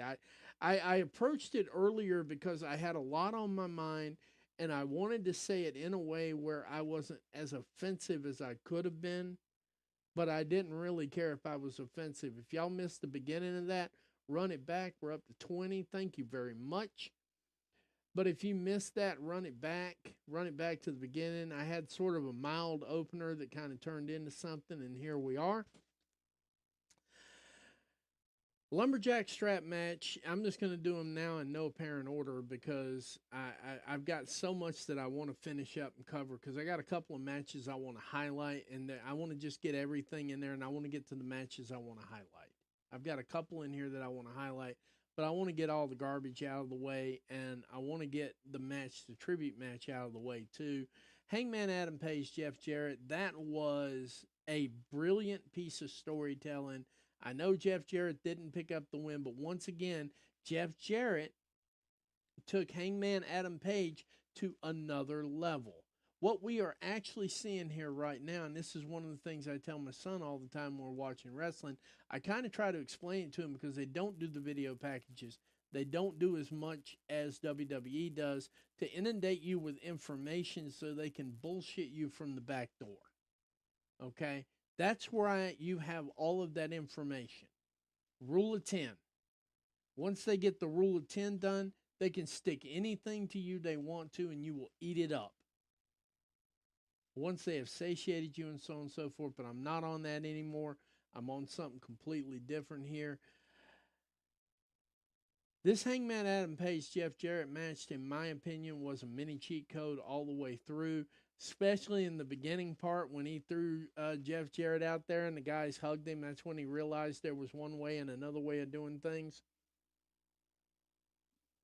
It was absolutely beautiful. This match was gorgeous. It was something to watch. And Karen Jarrett getting involved in there, standing by her man, taking the shots for her man, and so on and so forth. Absolutely heroic. Didn't see that coming. Loved that layer of the onion. And here's where Jarrett and Jericho completely differ. Jarrett could have easily gone into business for himself and started putting himself over. The crowd was crazy about this. By the way, shout out to 23. Thank you very much. The crowd was totally into it. Jarrett could have gone into business for himself. He could have done whatever he wanted to do. He did not do that. Now, why is that important? The focus character of this match is Hangman Adam Page. That is the star of this match. When you look at these things here, and if you really want to put that WWE spin on it, that's fine and dandy. That's why I'm explaining it to you this way. That's why I'm going into it this way. That's why my commentary is leaning this way. Hangman Adam Page was the star of this match. Like in the beginning, Jack Perry and Minoru Suzuki was the opening course, but the star was Shibata Bread. The return of Shibata. Shibata was the star of that match. In this match right here, in this lumberjack strap match, Hangman Adam Page was the star. And Jeff Jarrett stood back, worked his side of the match, and let Adam Page develop his character to that next level in front of everybody. Now, we had to know, walking in there, I didn't have any preconceived notion about this. But always in the back of your mind, when you're thinking about the levels that these guys are on, common sense tells you that Hangman Adam Page can find his way to the pay window. You don't know how he's going to get to it. You don't know how he's going to build that finish. But we all know that Adam Page is going to the pay window. Jeff Jarrett did a phenomenal job getting in there. There was a lot of development. There was a lot of ring psychology there. There was a lot going on in that match. You had Karen Jarrett. You had the straps on the outside. You had one leak onto the inside. And at the end of the match, the telling part of the whole thing was the heel low blow. Adam Page telling everybody, I got a little bit more development to go here. I could have beat this Joker earlier, but since the referee ain't looking, I'm just going to take this shortcut and put it away. That was a tell. That means your next Adam Page match is probably going to be with a legend, and he's probably going to open one more layer of that onion before him and Swerve get it back on. And it may be, like Swerve said, this may wind up being a title match by the time Swerve gets back. Because we may have Hangman Adam Page in the world title picture, along with Mox, along with Bryan Danielson. We may actually have Hangman in that title picture by the time Swerve gets back, which that kind of gave me sort of a weird vibe, because there's a probability that he's going to be back in time for Wrestle Dream or shortly thereafter. So I'm not sure where we're at with Bryan Danielson. It looks like that neck surgery could be sooner rather than later. Looks like Mox could capture.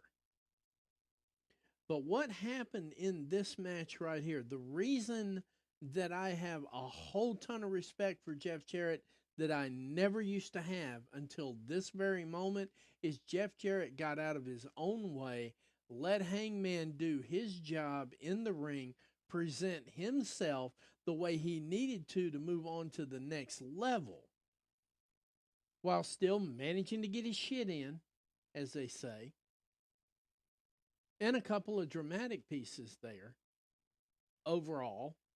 But at the end of the day, that was the answer. That Hangman Adam Page was the star of this match. His character development was the star of this match. And Jeff Jarrett showed up, showed out, and made it work. Hangman Adam Page picks up the win, which was to be expected. Cheat code, cheat code, cheat code. There isn't cheat code. For all of the reasons I just explained to you, it's a cheat code of a match.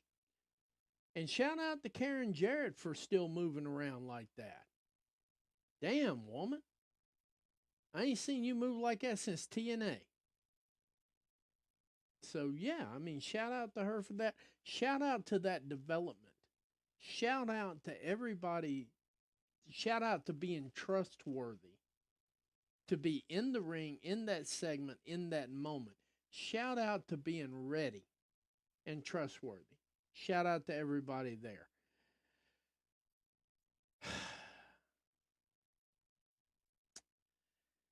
Eminem collection segment. We had Eminem show up, do some stupid shit. It was really weird. It was really awkward. Even my son was like, change the channel.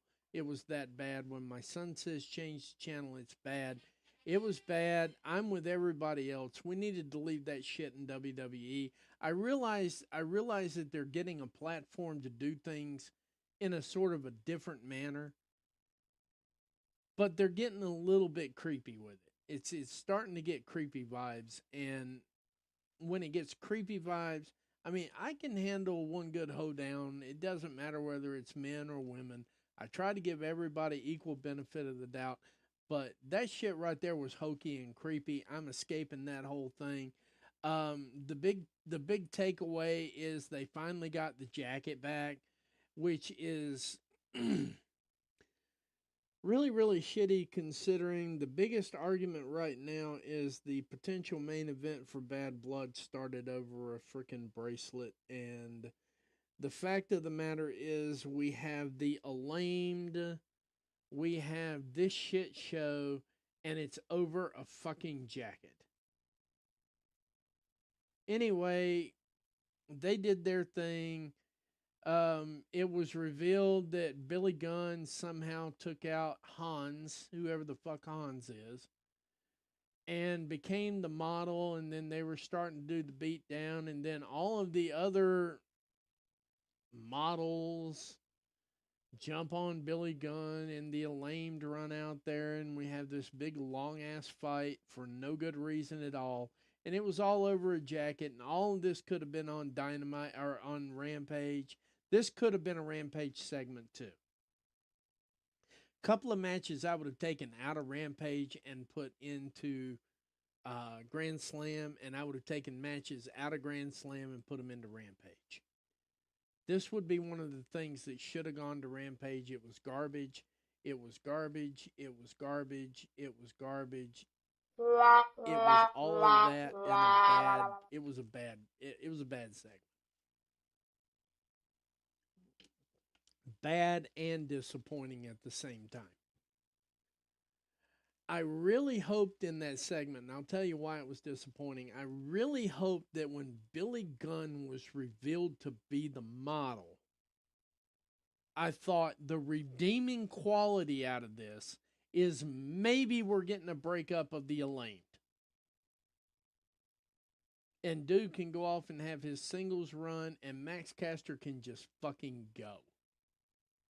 Nobody likes your stuff, dude.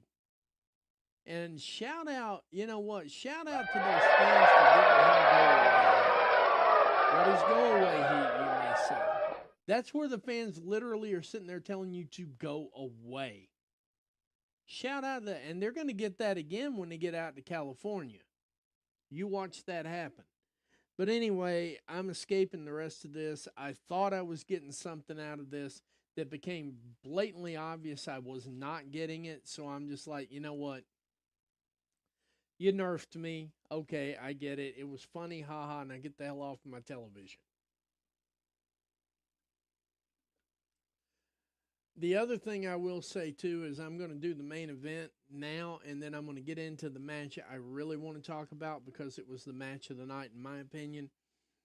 The main event was the AEW Continental Title Eliminator. I had higher hopes for Okada and Sammy Guevara.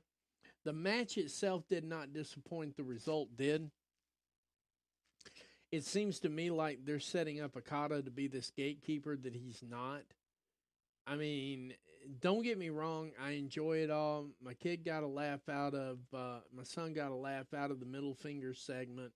You know, he got a laugh out of that. I said, now here it comes. And he pops that middle finger. He got a laugh out of it. So, I mean, he's got that part down pat and everything else. But it's obvious that the Elite are gatekeeping right now. Those titles aren't going anywhere for a while. And to put Sammy Guevara in the middle of all that after just putting a title on him, I thought was kind of, it was a little bit janky. That's the way we'll just leave it at that. And we'll go with that and just leave it because, I mean, I really appreciate what Okada does. And I'm glad that Sammy Guevara got the time.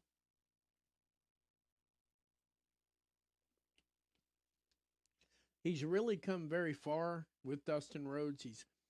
His game is picked up the whole 9 yards. I would have flipped a couple of these things. I would have had this one a little bit sooner. And I really think the other part of it too is they had the Eminem collection segment before this match.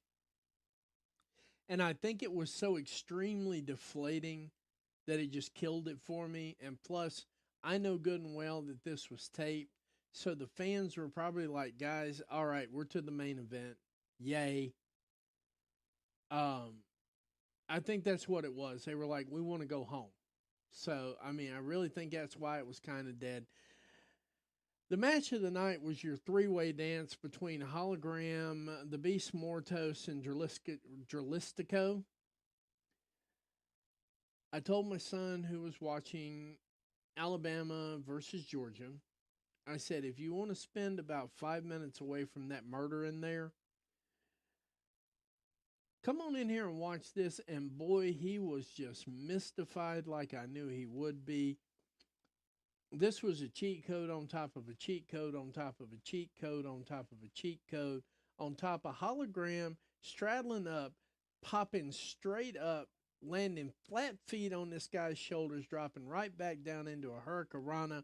Cheat code, cheat code, cheat code.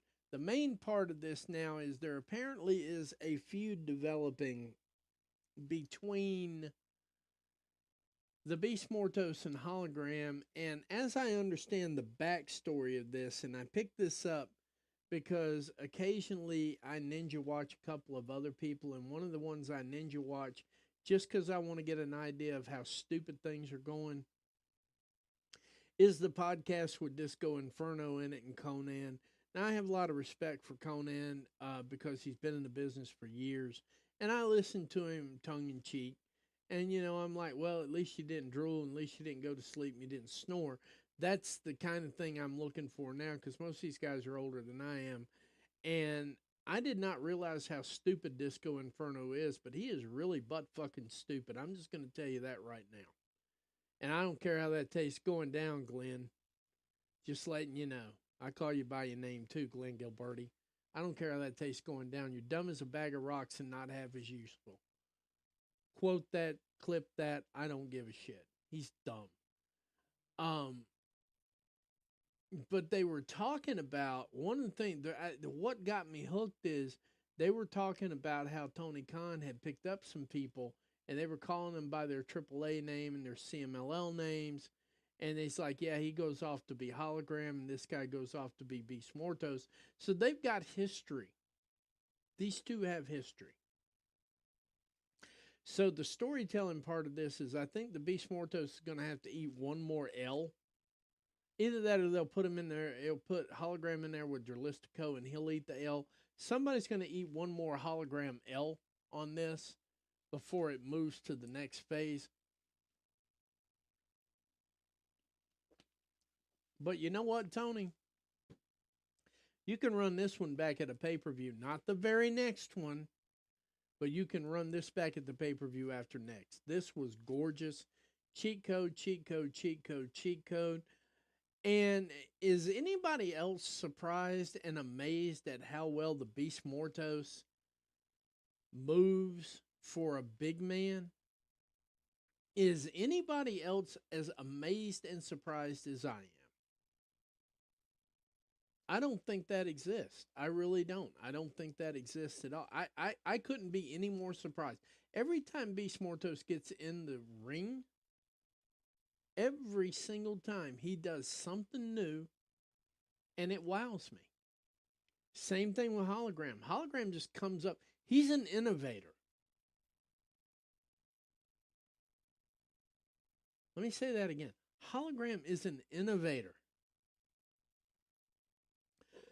Dralistico, first time I've seen you in a while, dude. I understand the hype. You guys are 3 certified luchadors, and I am I'm there for this. Shout out to 24 people. Thank you. So between the back and forth, between the flips, between what everybody else calls that flippy shit, unless Rey Mysterio's doing it, yeah, I said that out loud. I say the quiet parts out loud all the time, guys. Get used to it because that's the way I am going forward. And normally this would be an even quicker stream. I'm just getting everything off my chest tonight, so I don't have to do so much of it tomorrow or next week. Hologram picks up the win. He's undefeated in AEW, and I think we need to discuss this now because the freight train is heading in the direction of King Ricochet. 3 things I'm going to say. Number 1, there is God and it's not me. Number 2, we have been blessed with extremely talented lucha competitors. Enjoy it while you got it. This is a whole new level for westernized wrestling. It's definitely worth the price of admission and the whole 9 yards. I kept telling him, though, the same thing. Dralistico would drop out of the match every so often here because the match really was between Hologram and the Beast Mortos. And quite frankly, they did not disappoint. I went home happy with just, we could have stopped right there. And I would have had a great rest of my night. It would have been perfect. Tony, we need to see this one in a pay per view. And you need to step it up one more notch. I think we need to have a Tornado 4-way in there. And since Ray Phoenix has got some time left on his contract, which is what I'm going to close the show out with, by the way, I think if Ray Phoenix would be willing to work that match,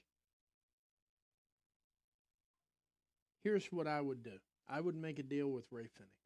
I would say, Ray, I got this guy Hologram here. I need you to help me put him over. Could you do that? And I'll let you go. I had a plan for these guys here and for you guys here, but since you guys really want to leave, I'm going to have to do this a little bit differently. If you could work this for me, I'll be happy to let you go. I think that's the deal that needs to get made. Or if you decide you want to stay at AEW, I've got a phenomenal singles run you can be on right now. Whatever it takes to get Hologram, Ray, Dralistico, and Beast in one ring at one time. Luchador death match. Not a death match, but you know where I'm going with this. Put that in a pay-per-view. Let Ray Phoenix bless him. And then let Ray go. But since I know Ray Phoenix is not going to bless him, that brings me into my final segment of the night. I started off hot, I'm ending hot. Business is business. By the way, Hologram did win, undefeated, so on and so forth. I continue to be impressed. Hologram continues to innovate offense every week. Hologram continues to be the man that Tony can put a rocket on and send him straight to the moon. I don't see why not. The inevitable lockup between him and Ricochet is literally going to feed families. We're going to get through that there, and I see that coming. Ricochet and Will Ospreay got a date this Wednesday that they got to handle some business. I think Ricochet comes out on the back end of that with the title, and then we point Hologram at Ricochet, and that's going to be beautiful to watch too. That brings me to my closing here because, like I said, I've kept y'all here. We're almost 2 hours into this thing. I never thought this has been the fastest 2 hours. I want to thank all of y'all for hanging out with me, especially the first 2 or 3 of you that stuck in through the whole thing. I want to thank y'all for sticking with me. It means a lot to me. Y'all are my people. I hope I'm your people. But I'm going to close this night out and put the other drone babble to bed. Literally, Sheamus right now would like to leave. And I don't blame him. He's been there for 20 years. Time to move on. Greener pastures. He's got a few years left on him. Probably saw Adam Copeland doing his deal down there in AEW. Said, hey, maybe I can go down there and Tony will give me a bag and I can retire happy.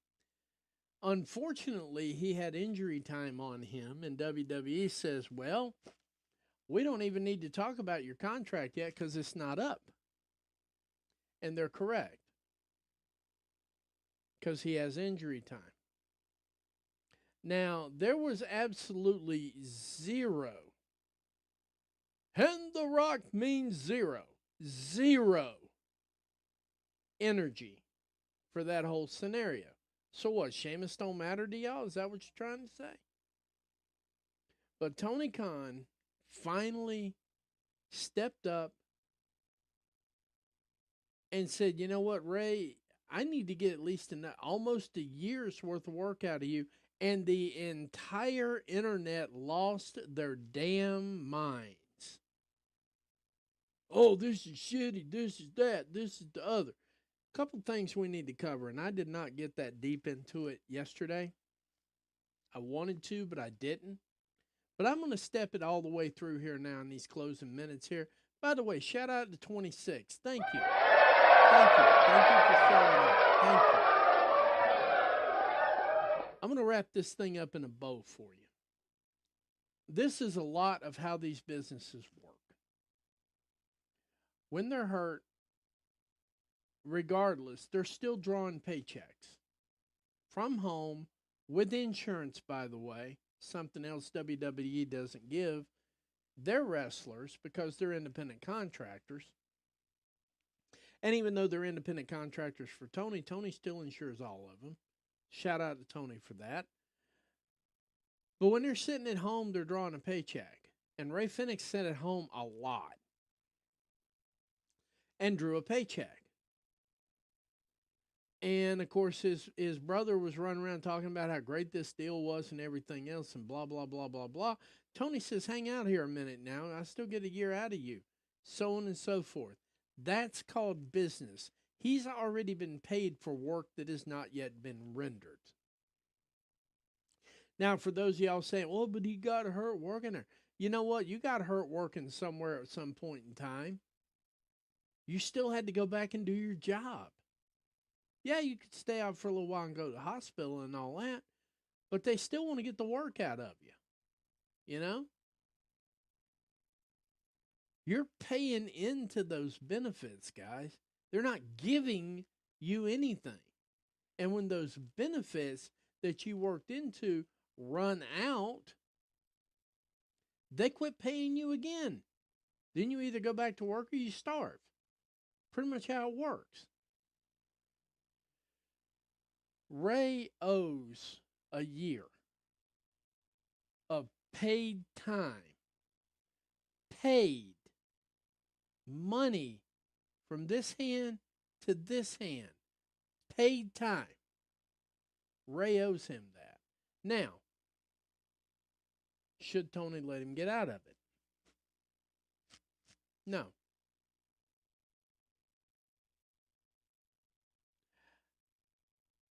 Eyes Wide Open originals who have been present for every single twist and turn that the WWE has thrown at Tony Khan. And your last gasp dying act was to brag for real, and you thought, well, he's going to be a good guy. You know what? That good guy shit goes away after a while.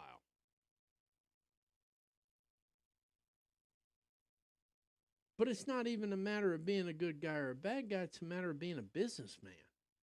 Like I said on the stream yesterday, not one single person within the sound of my voice, a majority of people won't even tolerate getting their order messed up at McDonald's. And those are the same people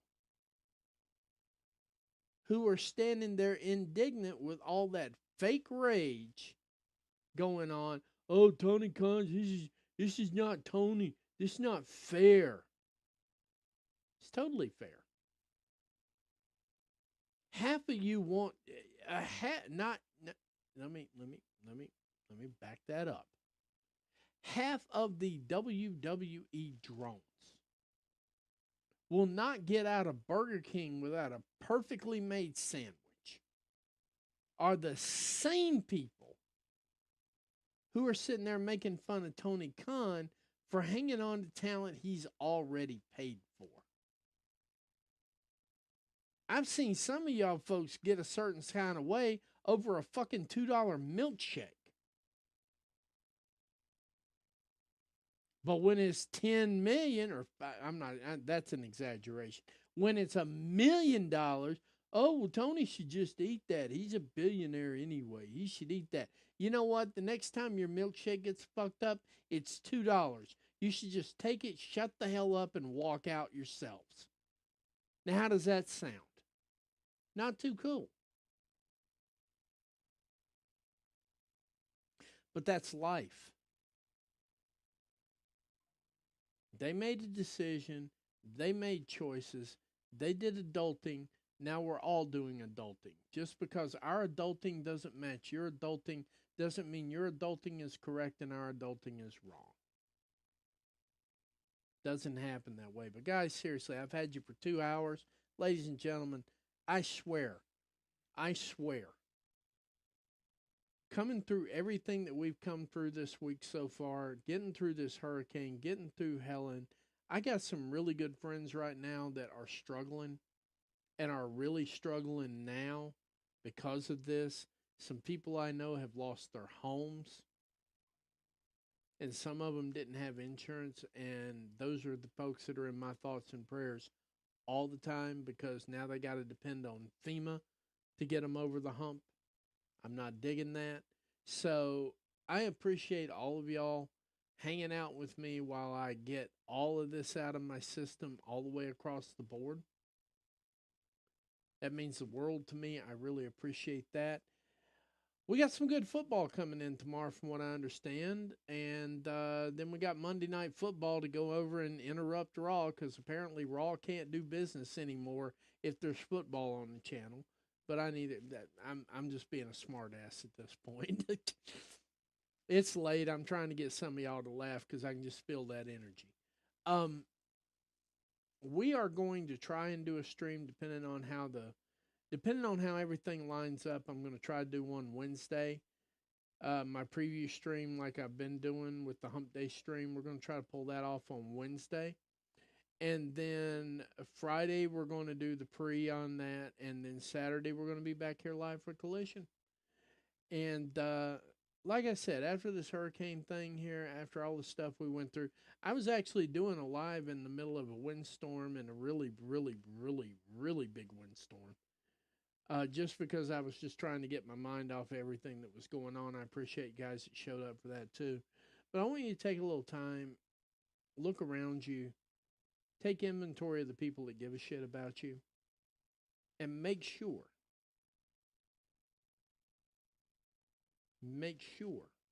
you make a concerted effort to let them know that they mean something to you. That could be, and I'm not trying to be dramatic here, I'm just telling you how things go. That could be the very last thing they hear. There are a lot of people who woke up on Thursday and thought they were going to be watching the Alabama and Georgia game tonight. And not only are they not watching it, they're no longer with us. So, when people are on your mind, and I'm pretty sure my wife's watching right now, hey, honey, I love you, live and live in color.